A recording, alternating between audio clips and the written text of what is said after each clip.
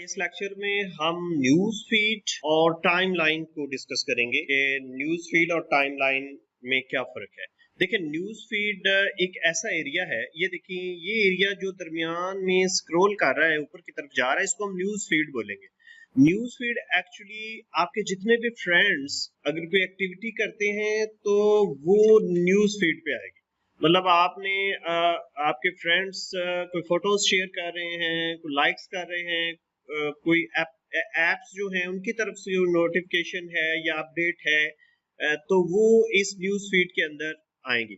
जैसे ये शाह जमान खोखर ने अपनी पिक्चर जो है वो यहाँ पे अपलोड की हुई है, तो इसने अपना ये स्टेटस अपडेट किया हुआ है।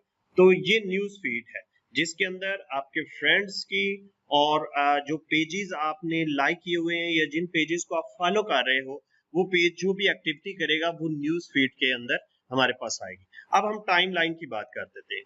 टाइम लाइन में असल में आपकी स्टोरीज हैं। देखिए, यहाँ पे मैं प्रोफाइल के लिंक को क्लिक करता हूँ, तो ये मेरी टाइम लाइन है जिस पे मेरी स्टोरीज हैं, और कोई भी आपकी टाइम लाइन पे आकर अपनी स्टोरी जो है वो शेयर कर सकता है। तो मेरा ख्याल है आप लोगों को समझ लग गई होगी कि basic difference feed sorry news feed और टाइमलाइन में बेसिक डिफरेंस क्या है।